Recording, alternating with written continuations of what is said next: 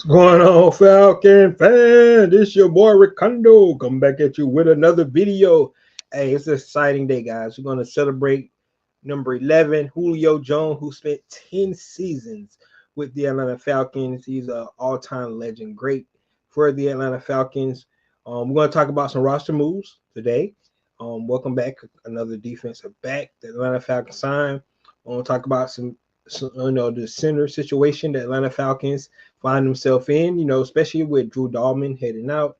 And we're going to talk about, you know, some rumors. We're going to talk about some potential trade rumors that's been out there in the ether in Falcon land. And, is it any, substance to any of those rumors, anything like that.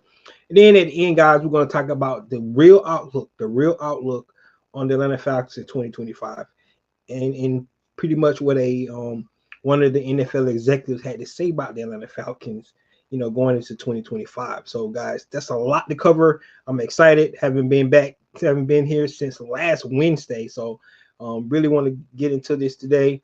So, guys, with that being said, if you haven't not already, go ahead and please subscribe to this channel.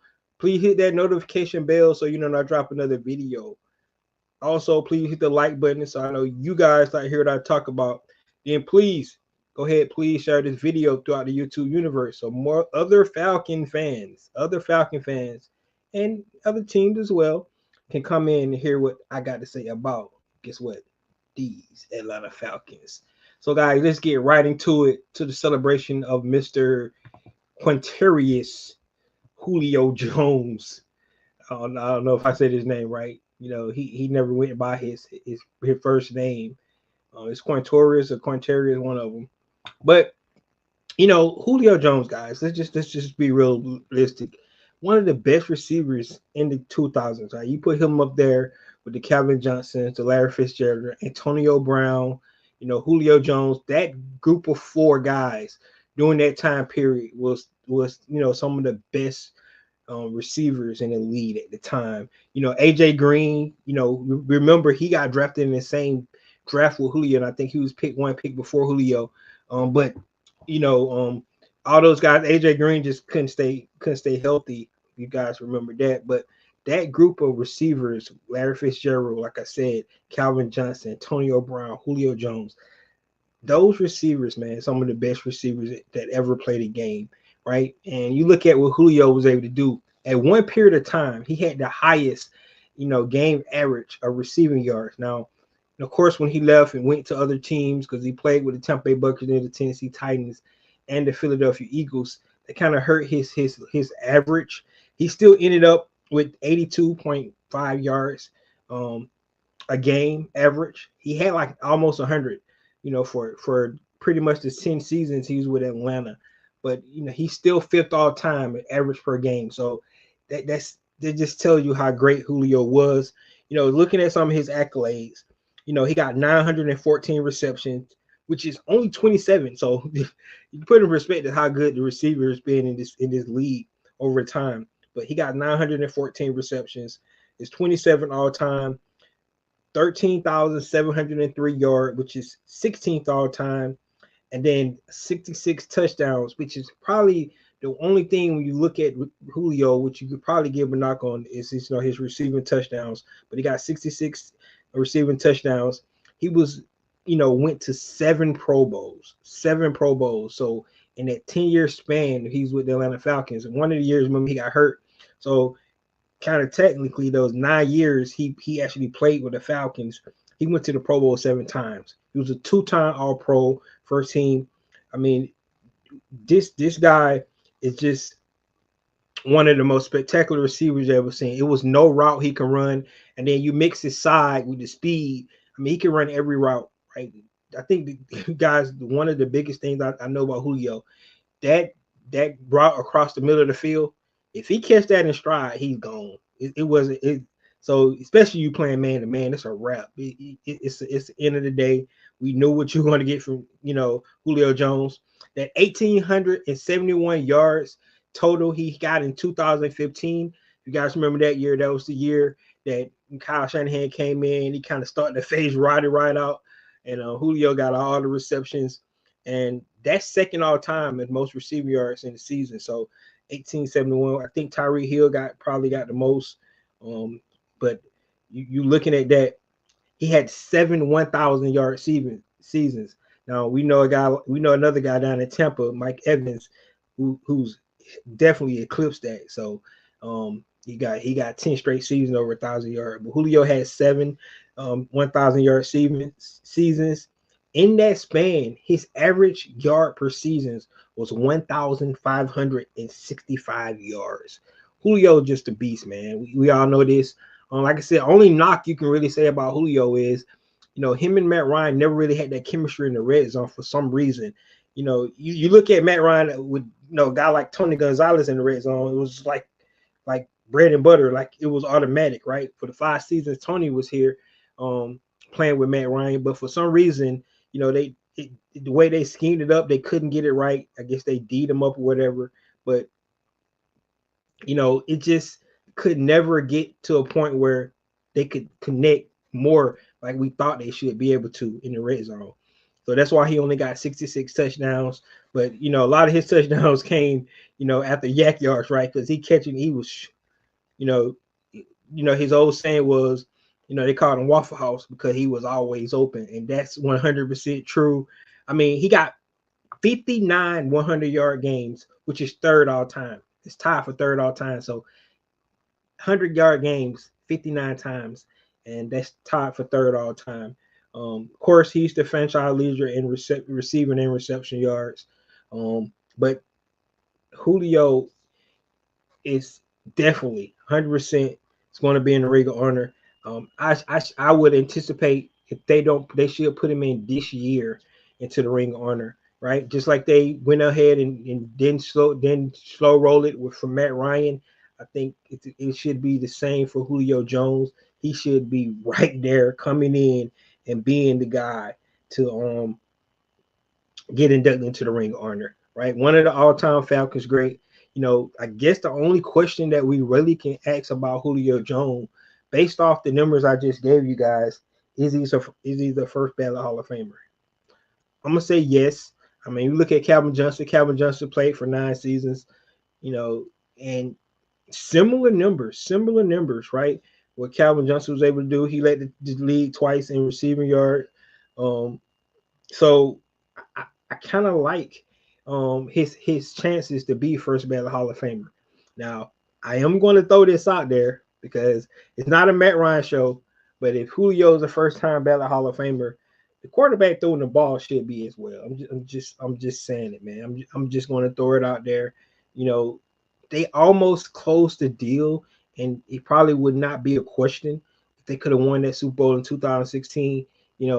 Matt Ryan's probably one of the highest passer ratings in Super Bowl history, and then the catch that Julio had on that sideline.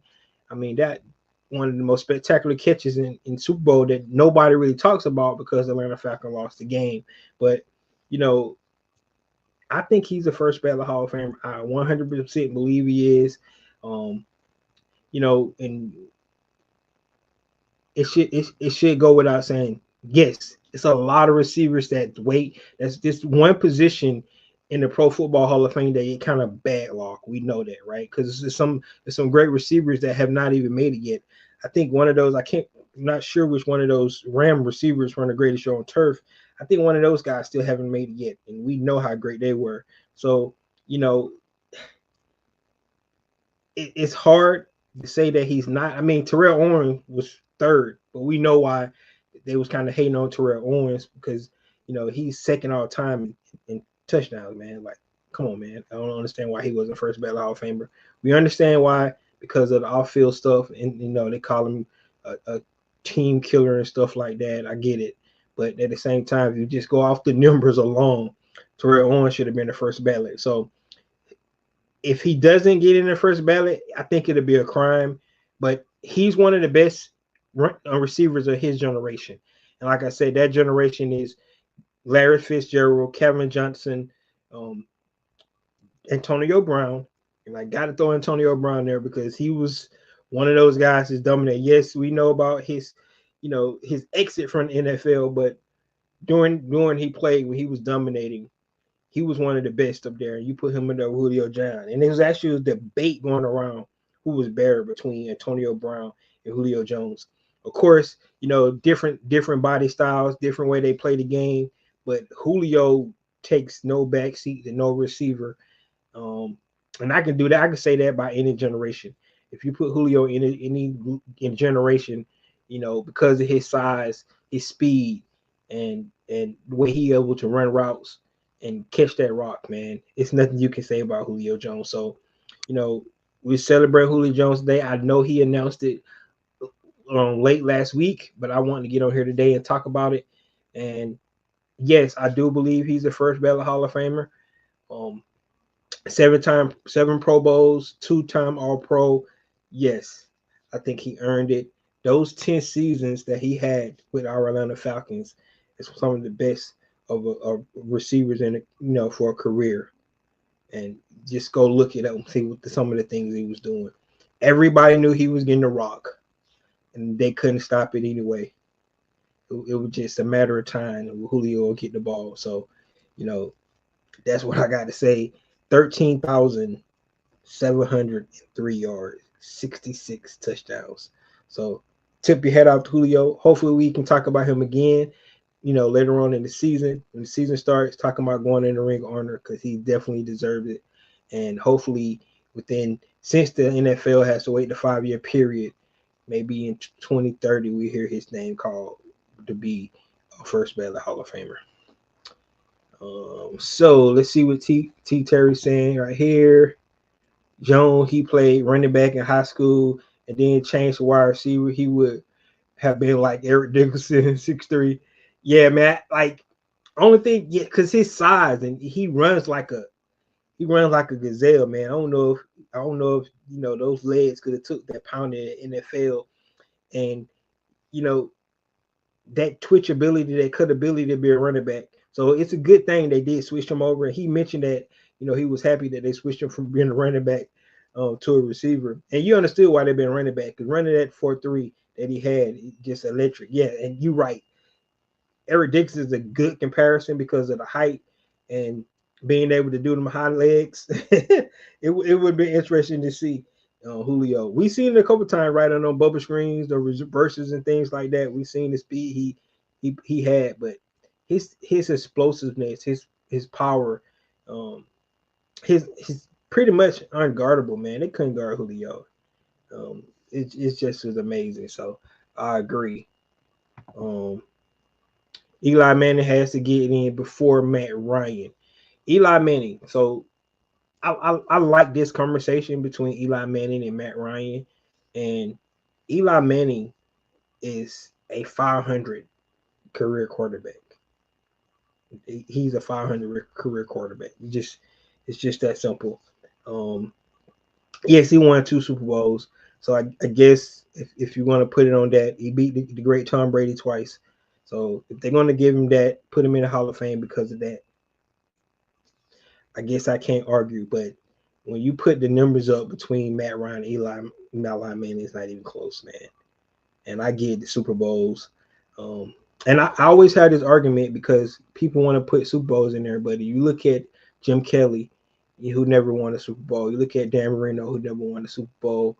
Those Warren Moon, those guys are in the NFL Hall of Fame. They never won a Super Bowl.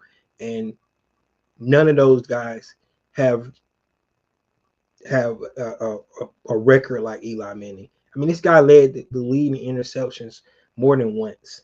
I'm just saying, I get it. I understand the 2 Super Bowls mean something, and it's a team game, and he made 2 good throws in both of those Super Bowls. So I understand why you're going to get it, but if you're going to put Eli Manning in, I think there's no question at all that Matt Ryan should be in then, because out of the 2 quarterbacks, Matt Ryan was way better than Eli Manning. So I'm just saying that. Like I said, I don't want to get on the Matt Ryan train today, but yeah.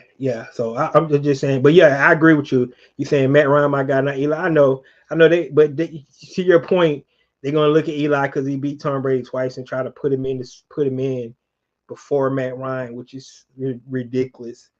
It's just ridiculous to me. But I get it because he won two. I mean, Trent Dilfer won the Super Bowl. You know what I'm saying? So I don't like the Super Bowl narrative around those two quarterbacks. I mean, Phillip Rivers should get in before Eli Manning. I'm just being real about it. Look at his numbers compared. So I'm just throwing guys out there that didn't win the Super Bowl and probably had a better career than Eli Manning. Those guys are linked. Remember, they was traded for each other, Phillip Rivers and Eli Manning. So just saying, and like we'll have to see here in a couple of years. Matt Ryan may retire for a couple of years now, so about 3 years he'll be eligible. Eli was actually eligible this year, he didn't get it. So, maybe he get it on the second, he'll be a second ballot Hall of Famer. And I know, in my opinion, he was not the first ballot. Hell no. But we'll have to see. But I do think Julio Jones is a first ballot Hall of Famer. And we know he's ready for the Ring of Honor. There should not be a hesitation to put his name up there. So, guys, let me know what you think about Julio Jones, his career. I know we don't kind of like how it ended, with the phone call on Undisputed with Shannon Sharp and how that all transpired. But I don't like how he also wasn't at the Ring of Honor celebration for Matty Ice neither.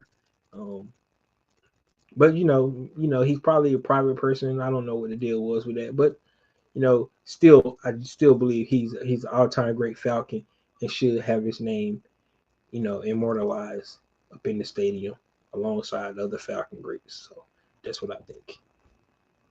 So guys, let me know what you think about Mr. Julio Jones on his retirement announcement, and he did give, major props to the city of Atlanta, and he waited to 4 days to actually give it done. So props up to Julio. All right, guys, let's talk about some roster moves. The Atlanta Falcons have brought back D. Alford, the nickelback. For the Atlanta Falcons, our nickel corner coming back in. I don't like it, to be honest with you. I thought D. Alford fell off last year. I understand bringing him back. This doesn't mean they're not going to draft the cornerback. It just mean you're creating your depth. The competition there with Clark Phillips III. A guy who was a restricted free agent. So he never got any offer. So Atlanta Falcons pretty sure got him back on a team-friendly deal. We don't know the actual, details of the contract yet, but it's a 1-year deal. Last year, D. Alford, he didn't play like bad. You know what I'm saying? I thought he regressed a little bit, but he had 11 pass breakups, 83 tackles on the season. He actually had 1 sack. So, D. Alford played really good in spurts for us, but some of the bad that we've seen from D. Alford is, as I think, is what's on a lot of people's minds. They're definitely on mine. Some of the blunders in the secondary that we've seen, and honestly, we really don't know who fault it was, but it just looked like he was out of place on some of those plays. One game in particular, that Minnesota game, I don't know what was going on in that play, but we can't have those kind of mistakes. And I wanted the Atlanta Falcons to make a change there, but bringing back in D. Alford, somebody that they know his limitations, they know what he's all about, they know what he's going to be able to bring to the table. So I understand, bringing back D. Alford. I just hope they still bring in some more competition there, either via draft or even free agency. I don't like the idea of going in with just D. Alford and Clark Phillips for that position. So let's see what the Atlanta Falcons is able to do. But welcome back D. Alford to this Falcons defense. They already had brought back Mike Hughes.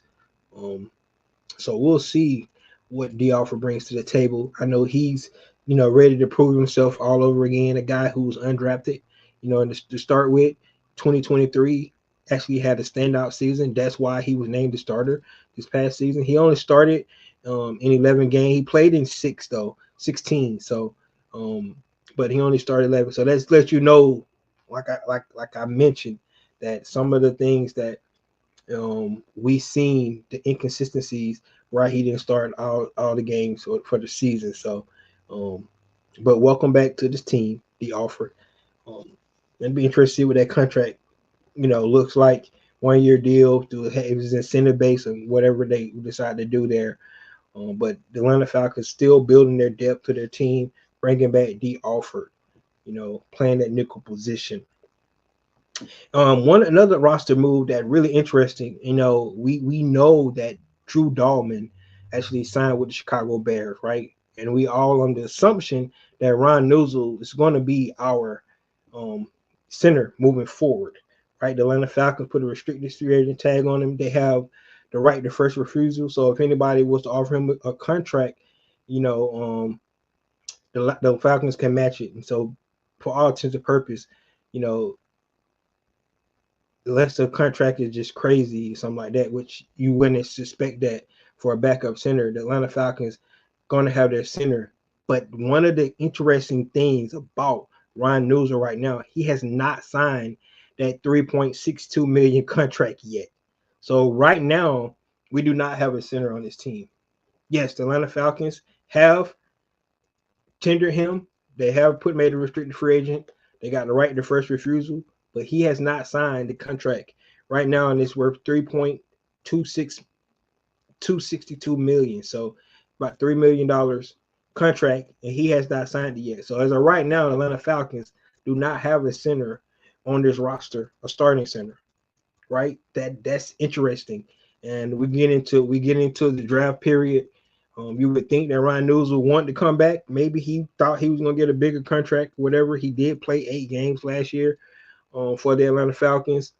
But what does this mean going forward, right? So the Atlanta Falcons, if Ryan News never signs that that that contract, Atlanta Falcons definitely have to go out and look for something. So they got guys like Javon Gwynn, who's been here. If you guys remember Javon Gwynn out of South Carolina, was a guard. They moved him to center. He's been here a while. He's on our practice squad, so they can look in-house first. Some of the bigger name interior linemen and guys that the Atlanta Falcons could definitely look at in the draft if they wanted to. They can get Donovan Tyler from Ohio State. They can get George Jackson Booker from Alabama, and then Gray Zabel from North Dakota State. So those are some of the centers that the Atlanta Falcons could look at in the draft. And they also already talked to Seth McLaughlin as well from Ohio State on their 30 visit. So these are some of the centers and interior linemen that Atlanta Falcons could go for and put that competition toward the center. Now, Raheem has already mentioned that he's going to bring competition in anyway. So, even if Ryan Newsom decide to sign at 3.62, it doesn't mean that he's not going to get some competition there, but it would be good for him to come in, a guy who has continuity with the rest of the guys on the offensive line. Like I mentioned, he played 8 games for this team. So you see the familiarity there. You see the continuity there. He actually got a couple snaps, live snaps with Michael Penix. The Denver Broncos game, the end of that. Sometimes with the Giants game as well. So he has some snaps. Of course, practice snaps. He got a lot of practice snaps with Michael Penix as well. So, I like the continuity bringing him back. I don't think he played bad. I'm not saying he's an all-world center. Atlanta Falcons maybe should, still look in the free agency pool and see who's out there. But I do think they need to bring competition in. But as of right now, I think what's interesting that the Atlanta Falcons do not have a center signed with this team, a starting center, right? We got the right and the left side locked up, but right now we don't have a starting center because he has not signed that 3.62 million contract yet. So it's going to be really interesting to see when he gets that done, and then we can move forward. T. Terry says we're going to draft a Georgia center. That's why. I can see that. I can see that, and we know he has a lot of experience So they could draft him as well.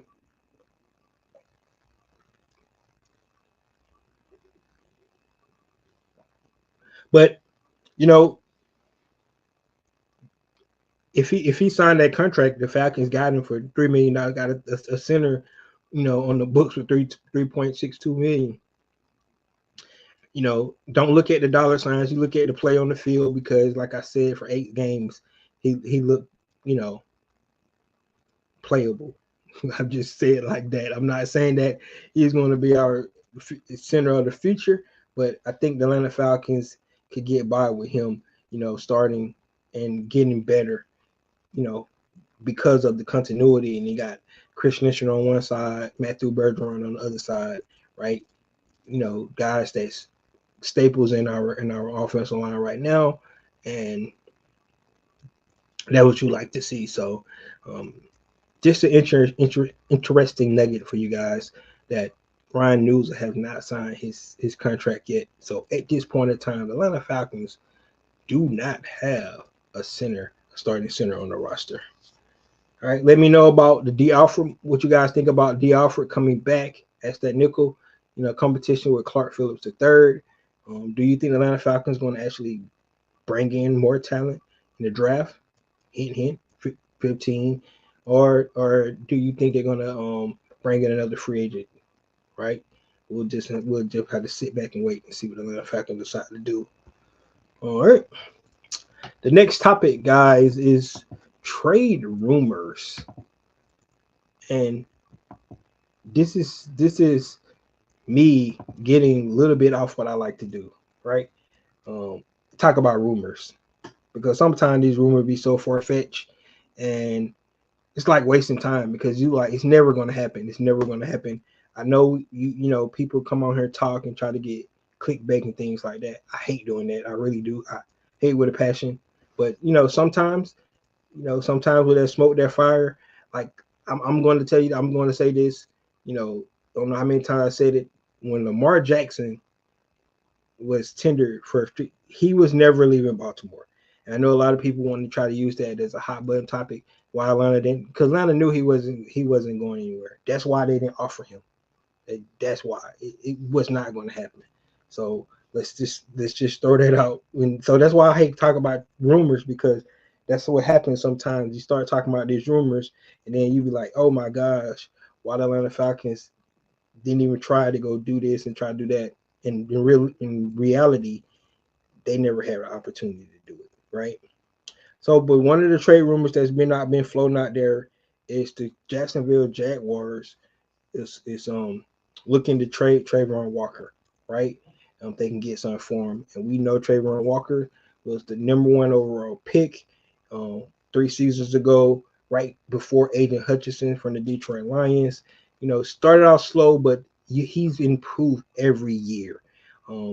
Just what you've been 24 sacks in the last 2 seasons, double-digit sacks in the last 2 seasons.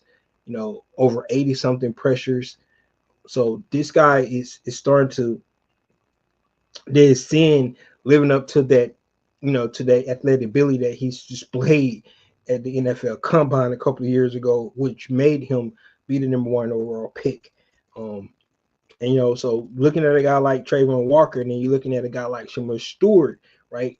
That kind of give you, some kind of optimism that if you're going to go off just athletic traits alone, this is what potentially you could get, a guy like Trayvon Walker. But the Jacksonville Jaguars, they do consider him the future, but at the same time, they are listening to offers, and it's been put out there. The Atlanta Falcons need to get as much pass rush as they can. Going out to get a young stud like Trayvon Walker would definitely help with that. But once again, just a rumor. And then it would, really be considered what the Jacksonville Jaguars would want to get for him. I don't say a first, even though you look at his last 2 seasons, it's been really good. He's #1 overall pick, but I still want to give him a first for him. I would maybe give up, a second or maybe a third and a fourth, 2 picks, later day 2 picks, but definitely would not give up a #1 overall pick for Trayvon Walker Even I like what he's been able to do over the last 2 seasons, but you know, like I said, if you're gonna go for a guy that's got a high ceiling, just draft Shamar Stewart out of Texas Texas A&M and roll the dice there, because this guy tested in 99 percentile, just like a guy like Trayvon Walker did. So you get it for, don't have to give up draft capital. You get it a cheaper salary right now. You don't have to pay no time soon. So that's why I lean with that. But if they was to make a move like this, I think it would definitely help the Atlanta Falcons defense a lot. We need more pressures on the quarterback. The more the merrier. You know, we got guys coming back, but at the same time, the more that you get pressures on the quarterback would be the best for the Atlanta Falcons. So, yes, I would make this trade, but it depends on the asking price. That's when I'm gonna go with it. So, that's trade rumor number one. Other two, I'm gonna tie them in together because it's just been thrown out there. You know, a lot of people asking, should the Atlanta Falcons trade Kyle Pitts or even Tyler Algier? Right. So we'll start on Kyle Pitts first. I talked about this a couple times, but you know, Kyle Pitts is going to his contract year. He's on the books for $10 million. This is his contract year. And usually guys during their contract year play some of their best football, right? So I feel like the Atlanta Falcons should give Kyle Pitts an opportunity to go out with a quarterback that could be, you know, build some good chemistry with him. He did not have bad chemistry with Kirk Cousins. Yes, he got lost in a couple of games where he did not have the production that we wanted. You know, even towards the end of the season, he started to lose snaps to Charlie Warner. But at the same time, you know, I feel like the Atlanta Falcons, and I talked about this a lot, that they haven't featured Kyle Pitts the way he needed to be featured. And what I mean by that, you draft a guy number 4 overall. And of course, you know, Coach Morris did not draft him, so he might not have as much stake in a guy like Terry Fontenot.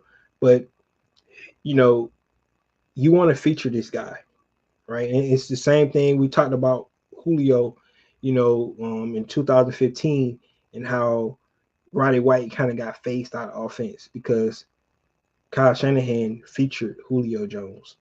And I'm not saying you go away from your 2 studs receivers in Drake London and Darnell Mooney, but I definitely believe it should be some good packages in that offense to get Kyle Pitts the ball, because he's explosive, and we've seen the flashes from Kyle Pitts. We've seen it all a lot in his first season, right? He took injury, but you know, the play he made in that Washington game, you know, that's what you like, that clutch play, you know, pinpoint received by Michael Penix Jr., but Kyle Pitts to go down and grab that thing for the score. That's what we envisioned when we got Kyle Pitts. And you can see that more, you know, with him, that connection with him and Michael Penix, I think would really be good, right?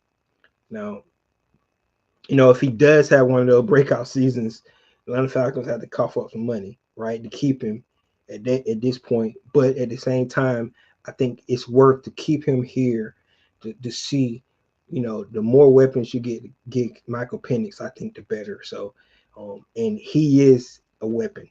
He is. If he's used the correct way, Kyle Pitts can be really a dominant player in this league, and he showed that his first year when he was featured a lot. Right? Everybody want to talk about Brock Bowers, how dominant he was, which he was. Right? We love Brock Bowers, but he was featured in that offense with the Vegas Raiders, and unlike Kyle Pitts, he was not.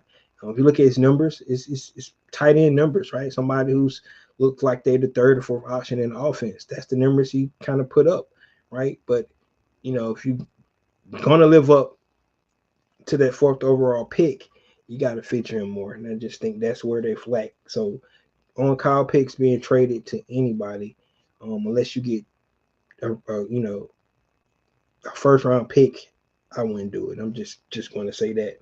Tyler Algier is a different story. I love the 1-2 punch in the backfield for the Atlanta Falcons, but we're not going to be able to keep Tyler Algier after this year.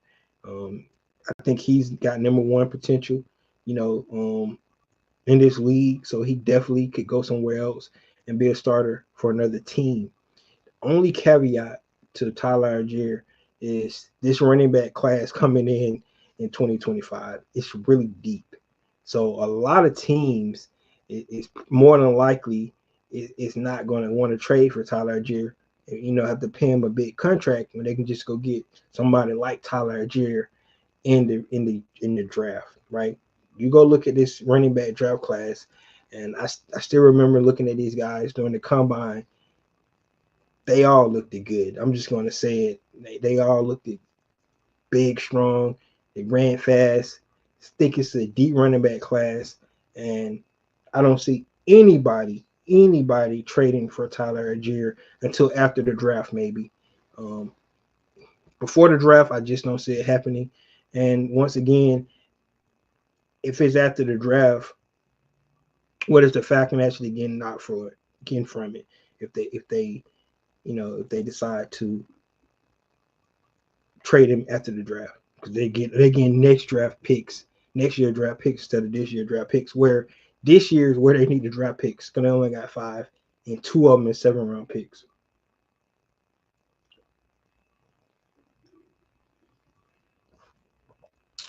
T. Terry says that AZ tight end just got paid, so Pitts will get paid. Matty Ice will teach Michael Penix Jr. how to use Pitts. I can see Jones coming out in training camp. Yeah, yeah, you're right. McBride just got paid. Just he sure did. But McBride put up numbers. Like I said, his numbers is Kyle Pitts' numbers, not Cumberhill's. Not Kyle Pitts ball out this year. You're right. He's gonna get paid 100%. And he has the potential to be so much better than all those guys, man. Just got to put it all together. You know, it's not all the team's fault. Sometimes you look at Kyle Pitts, it seems like he's lackadaisical, not running routes full speed and things like that, because I guess he feel like he's not going to get the ball. But we just know how explosive he is, man. We see it. Like those 2 plays in Tampa, Kirk Cousins threw, those seam routes. That could be Michael Penix during those seam routes to Kyle Pitts. So 100% I believe that, he's going to get some chemistry probably during the offseason, the OTAs. Michael Penix is going to get all his receivers together and start throwing pitch and catch, getting the timing down, and things that he was not able to do last offseason because he was a backup instead of being a starter. So it's going to be really interesting to see. But great point about he's getting paid already, and what Matty Ice going to be able to do to MPJ once he get there. All right.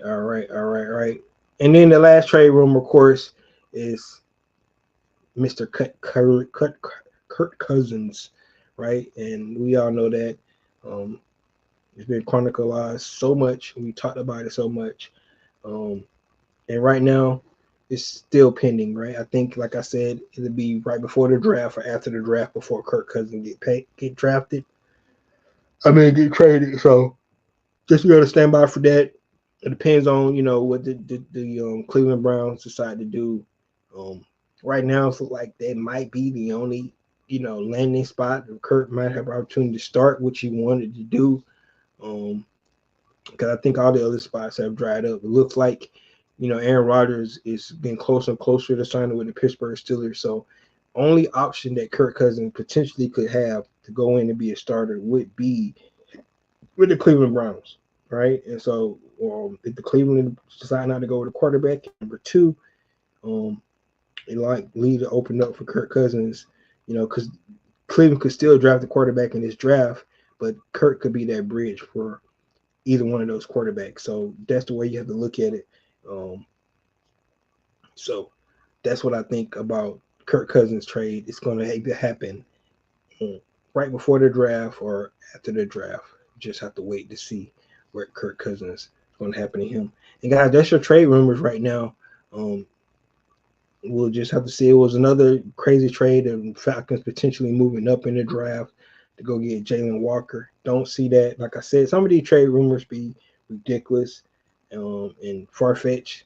A lot of times, though, like we said, there's smoke, there's fire. So could be some truth to it, but at the same time, I just don't see Atlanta Falcons trading up to get, unless they were going to get a dual Carter or Travis Hunter. That's really the only two guys I would trade up for. That's what I'm talking about.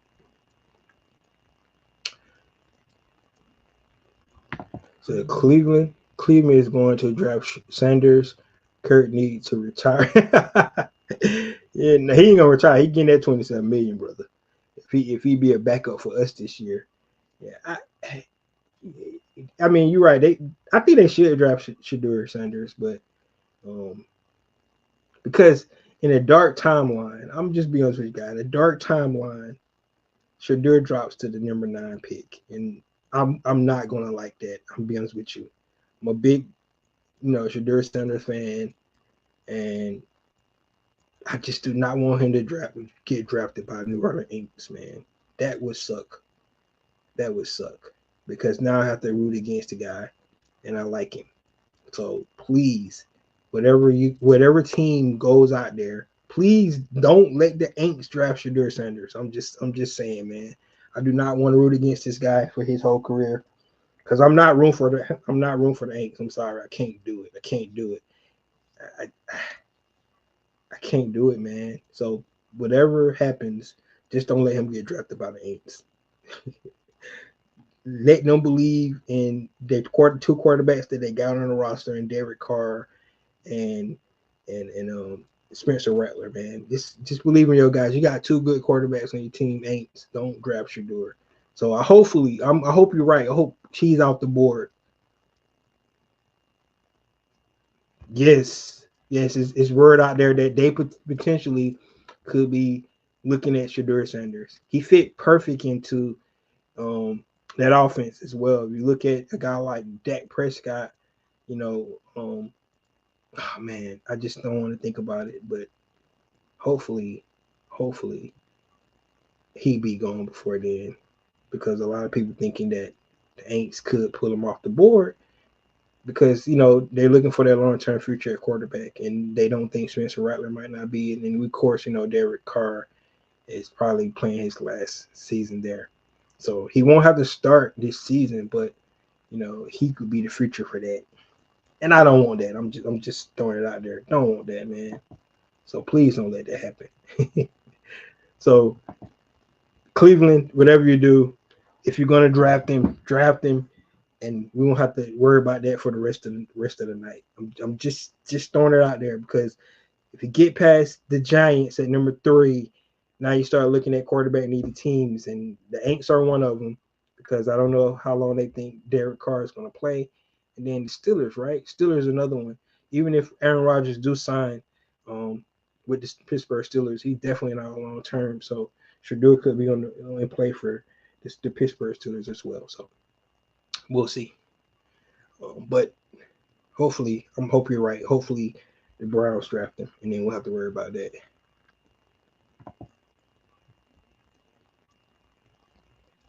You said Dio would want that for Atlanta. Man, he been talking about it. Go look at the clip. He was out there saying that he loved the gold and black colors. Man, because he know there's somewhere his son can go. It's the South. It's in the NFC South. He wouldn't want it for the Falcons, but at the same time, he's looking out for his son. So that's the thing. He's promoting it, guys. Believe it or not, he's talking about the Aints. So yeah, yes, he's talking about them going to the to the New Orleans, man. That'll suck, but it just be enemy number 1 for the rest of his career. I guess that's the way I look at it. If that happens. All right, guys. The last topic I'm gonna talk about today is the real outlook for on the Atlanta Falcons in 2025. Right now, that's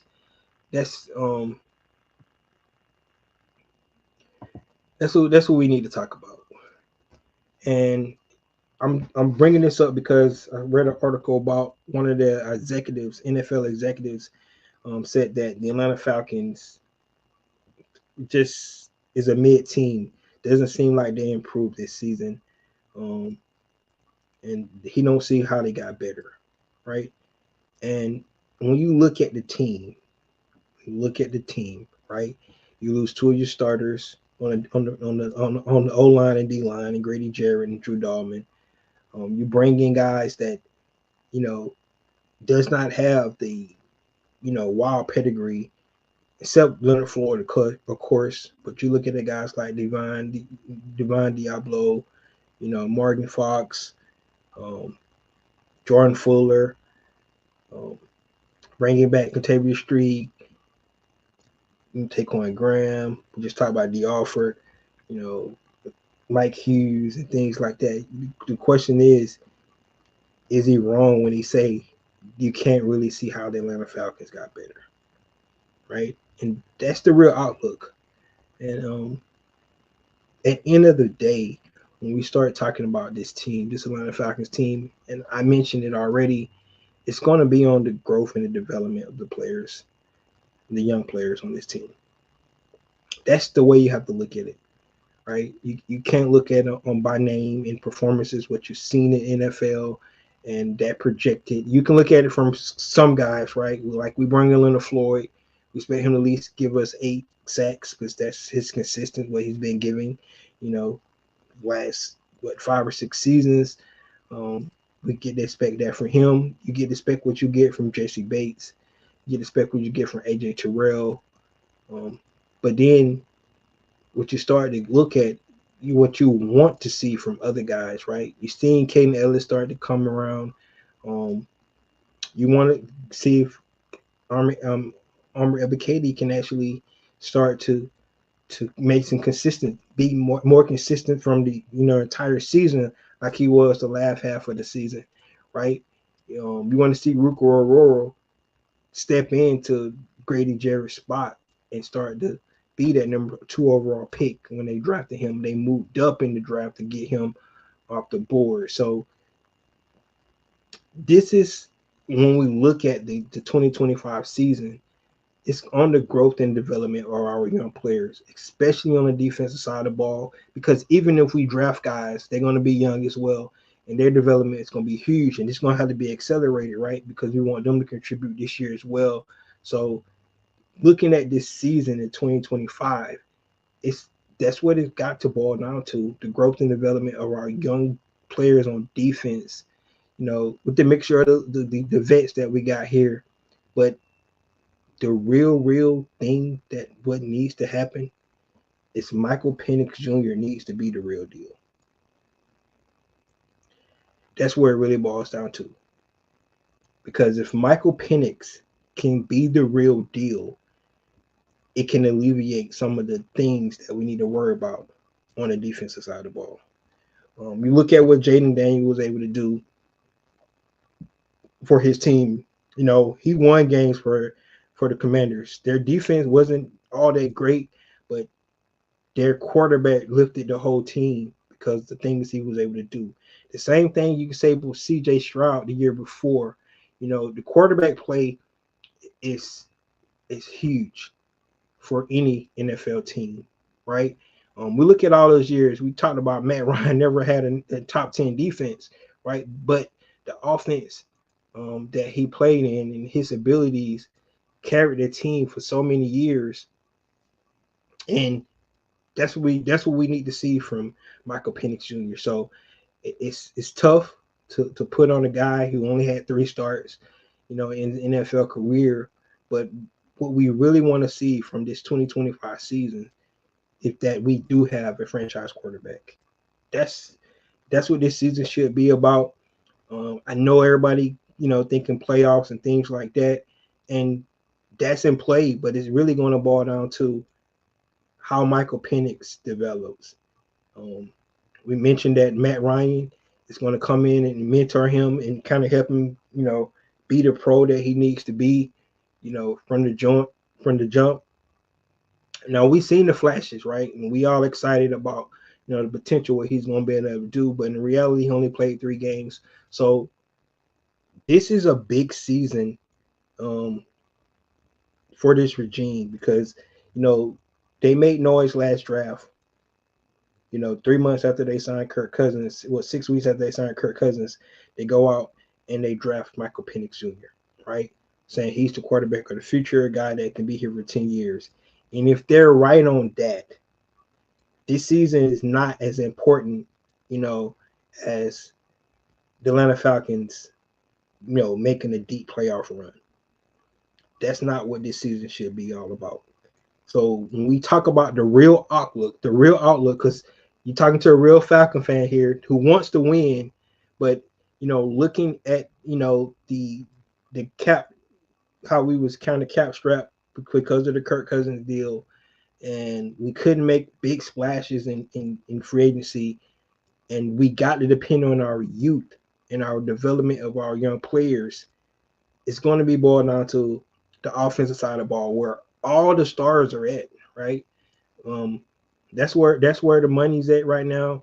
That's where all the first round picks at on the offensive side of the ball. So those guys got to play and help elevate this young defense to where it needs to be. So that's the real outlook. And the truth is, what we want to see from this Atlanta Falcons team this year is that we finally, after the 2017 season where we didn't make the playoffs, and the 2021 season where we got rid of our franchise guy in Matt Ryan, that we finally have his successor.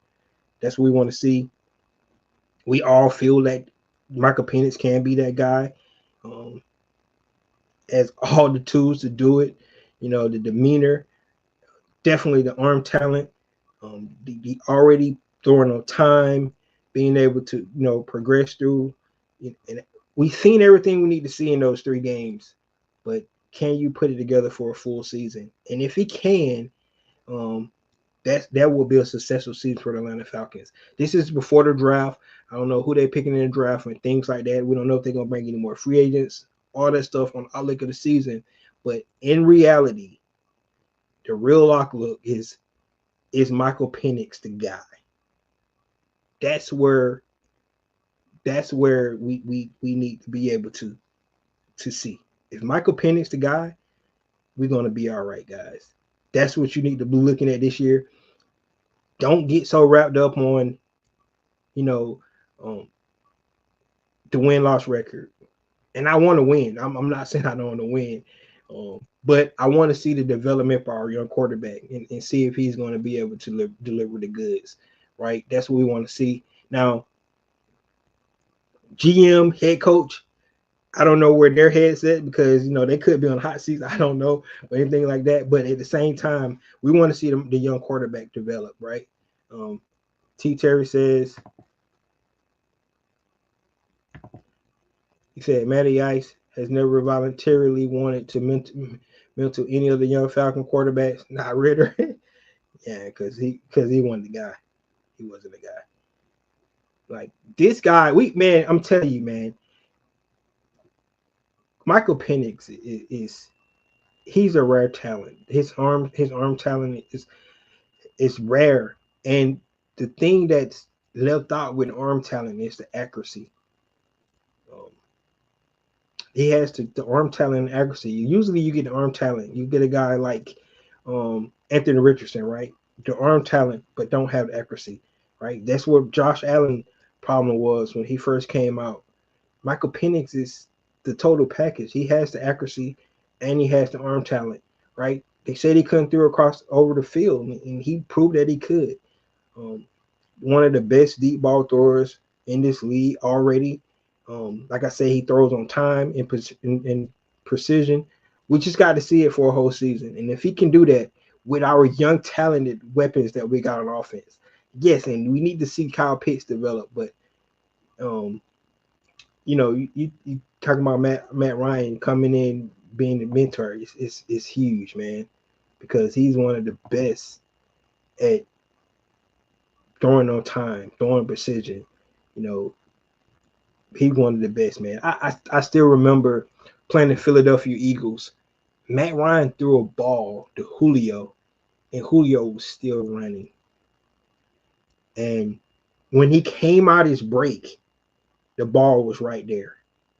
That's throwing on time. That's throwing on time. You know what I'm saying? And now sometimes that gets you killed, right? Because quarterbacks sit on that. I mean, cornerbacks sit on that. But when you couldn't sit on when you got Julio coming off the line full speed. They backpedaling because they don't want to get blown off, top blown off, and so they going back. And then man, he throwing it on time. Like I said, time that ball is time he's turned around, the ball is already there. Nobody has time to react but the receiver. That's what we seen from Michael Penix, right? Go back and look at the games he was throwing to Darnell Mooney and how he was able to do those things, right? That's what we seen from Michael Penix. But he is the key for 2025. I know everybody talk about the defense and the defense need to be better, and it does, right? But we got to depend on our young defense to develop and to grow. But the truth of the matter is, the Atlanta Falcons need to find out if Michael Penix is the guy, right? And that's what it really boils down to. And if he's the guy moving forward, we can build around him. That's what you got to do, because that's what the Commander is able to do. That's what the Texans are able to do, right? You know, that's what the Carolina Panthers are trying to do with Bryce Young, right?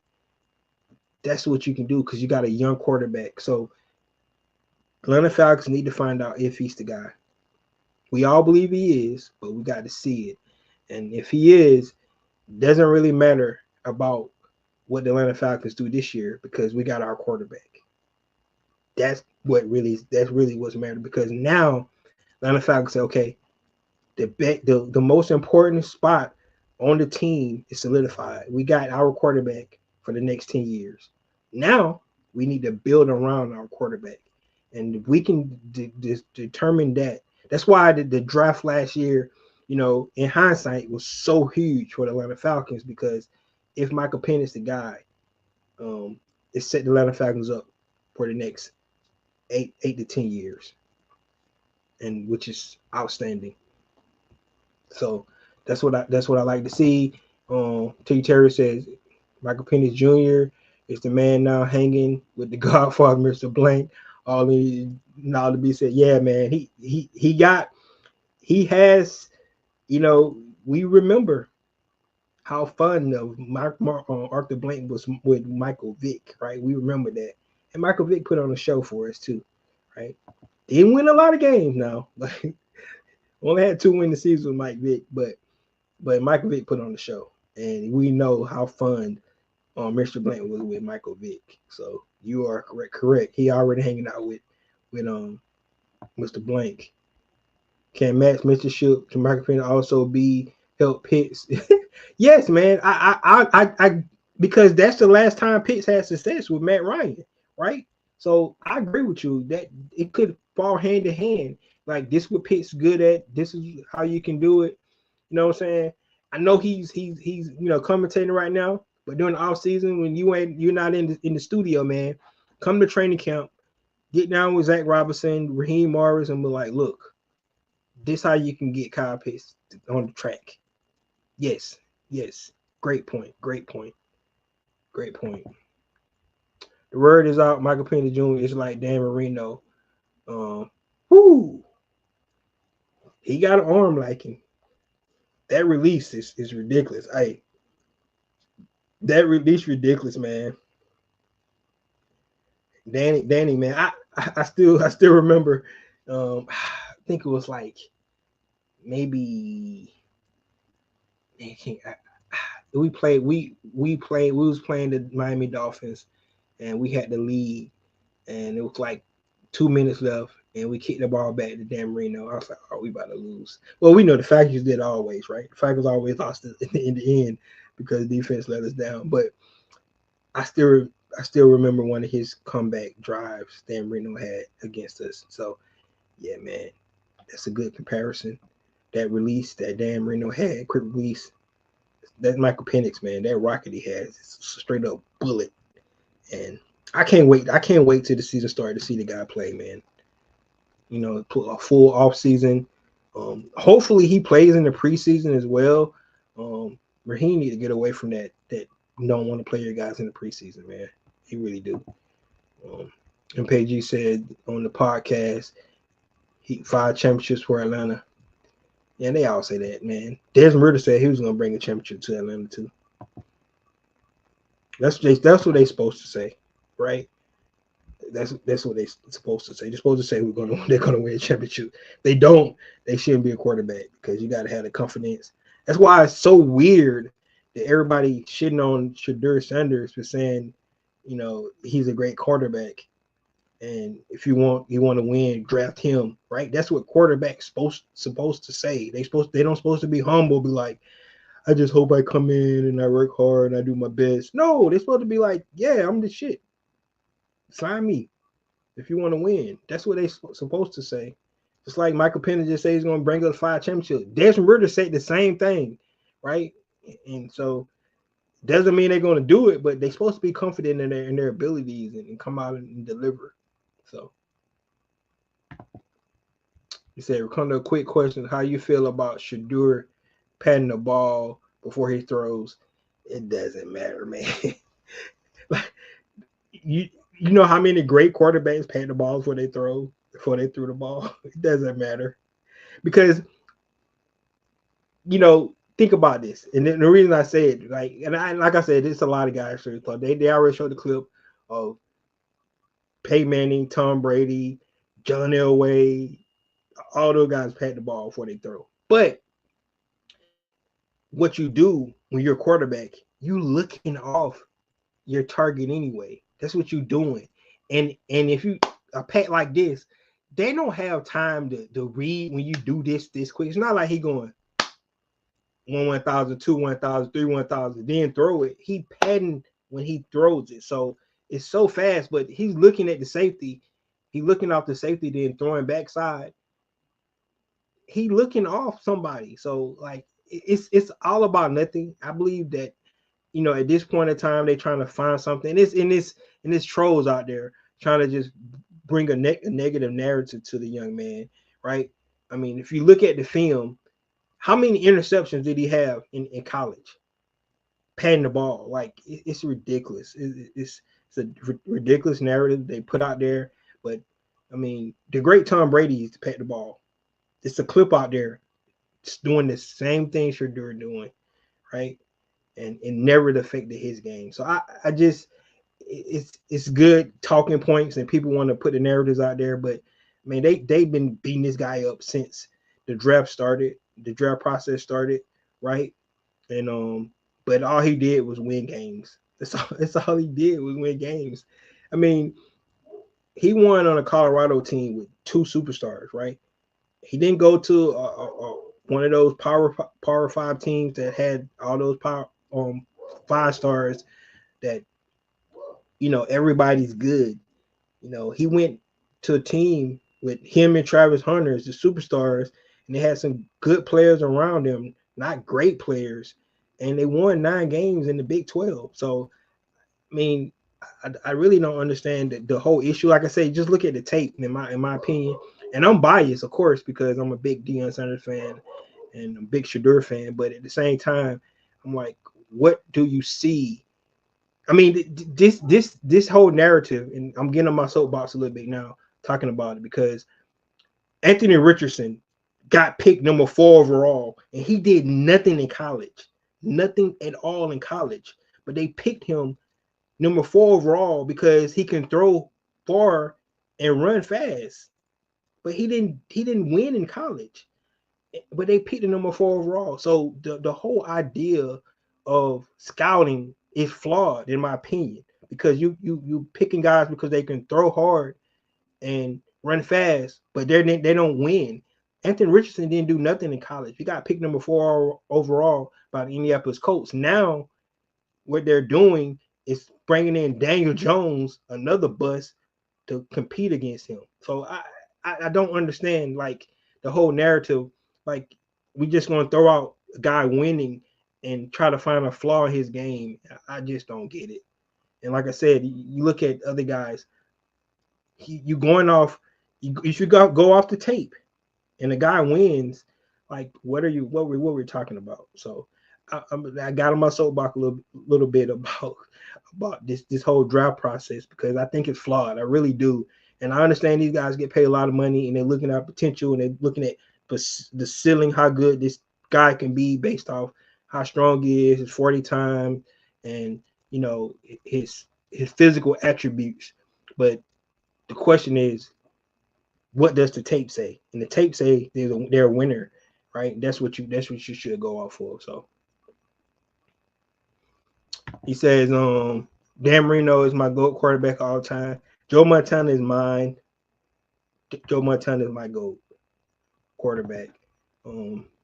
Exactly what I was saying. It doesn't matter as long as you're starting down the wide receiver. He'll be okay. Exactly, man. It's like the narrative is so stupid.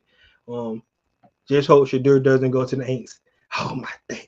Yeah, we need to all pray on this. But I'm not going to even put it out there, because last year I said I hope the Falcons don't draft a quarterback, and they did, right? So I'm not going to even put it out there. Let's just don't talk about it. And doing nothing in the NFL. Exactly. That's what I'm saying. Like, I hate the fact that these guys, the scouts, man, they brutal. The scouts are really brutal. They are. And what I mean by that is that I know that's what they taught, how to grade players and stuff like that. And what they do is, like, what can he do? What can't he do? And what you should be asking, what can he do? Right? And everything Shadur has said during his draft process is accurate. He took two programs and turned them to winning programs. That's a fact. The guy won. I know he was in the SWAC, right? But he won Offensive Player of the Year both years in the SWAC. He got the Jonas Unitas Award this year in the in the league, in the college. I just don't understand. Like, it's ridiculous, the narratives they got around these young quarterbacks. And not just quarterbacks, all the players, right? They look at the kid from LSU, and they talking about he got short arms, but he dominated left tackle at LSU his whole career. Now they talking about his arms short. Like, like what? So guys in the pro arms gonna be longer than the guys? No, he dominated. Like, I just don't get it, man. This the way the narratives they create is stupid. It really is. But that's how they do it. I get it.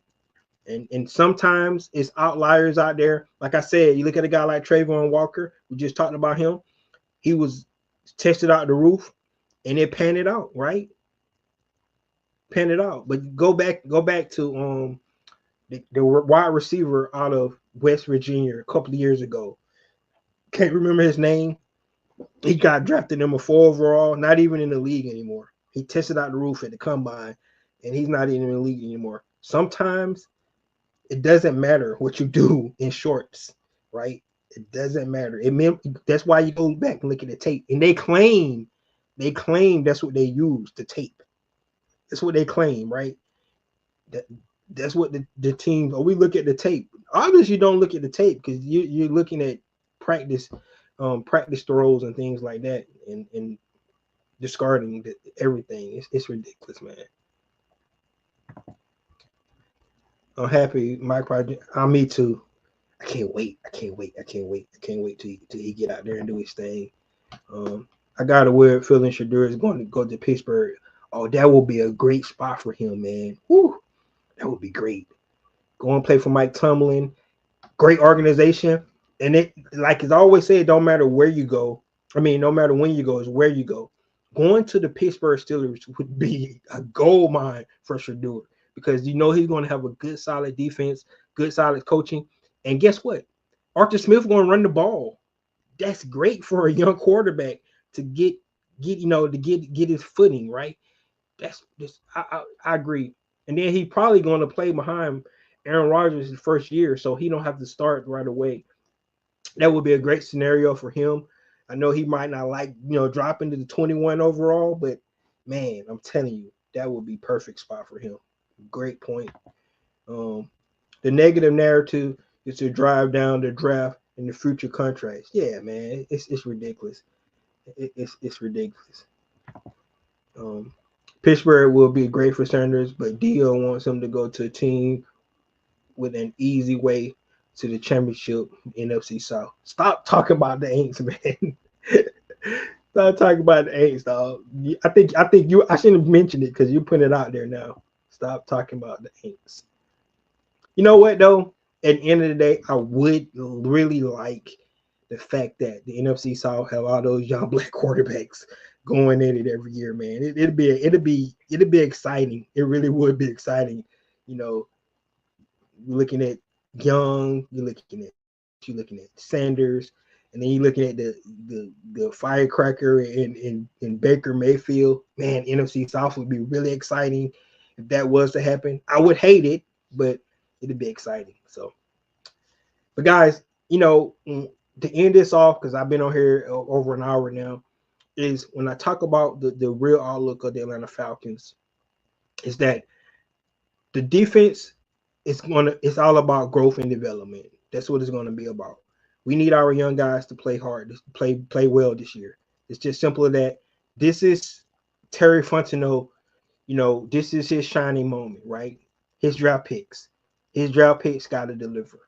That's what it's all about. This year is a GM's year because of the cap and because of his draft classes got to start to deliver. This is a GM year, right? But in the end, it's really going to be boiled down to Michael Penix Jr., what he's able to do with those weapons he got on the offensive side of the ball. And if he can deliver like we all believe he can, I think the Atlanta Falcons be good for years to come. That's where I'm at with it. That's where I'm at with it. Guys, I love the conversation. I'm glad we in here talking about it. I still got to talk about some of the potential draftees in the later rounds. I hate that we don't have that many draft picks though. So it's so tough, right? Because we don't have a third, we don't have a fifth round pick, we don't have a sixth round pick. So we only got a second and a fourth. So it's so hard to like figure out of all these guys who's going to be there on the board available in the second round and the fourth round, right? I mean, and then the seventh round pick, you just picking, guys to come in and hopefully they can make the roster. That's what it really boils down to. So I am going to put up some names and highlight some guys that Atlanta Falcons have talked to, but it just sucks that we only got 5 picks this year, and 2 of the picks is in the 7th round. So, technically Atlanta Falcons got 3 picks. That's why what I'm telling you guys. It's about growth and development this year because, the underwhelming, guys that we got this year that we brought back got to play better, and then maybe 3 of our draft picks are going to contribute this year. So they don't have a lot to grow on. So it's all about the internal growth and development of this team and our young quarterback, Michael Penix Jr. So guys, let me know what you think about all the topics we talked about today. Recap the great Julio Jones, his mark on the Atlanta Falcons. What you think about that? Think about our roster moves with bringing back D. Alford, to compete for that nickel position with Clark Phillips III. Also, the idea that we do not have a center signed right now. Ryan Newsom have not signed his tender, to be the starting center for Atlanta Falcons. So the Atlanta Falcons do not have a starting center right now. Those wild, crazy trade rumors. What you think about those? And then last but not least, the real outlook on the 2025 season for the Atlanta Falcons. And what do we really need to see from this team moving forward? So there you have it. Thank you guys for tuning in. Like I said, guys, please share my video, talking points. I talked a long time. So, if you didn't get it from the start, please go back and watch it. Please share it to all the other Falcon faithful out there. And we'll be back to cover some more Falcons. This is your boy Ricondo coming back at you with another video. Peace.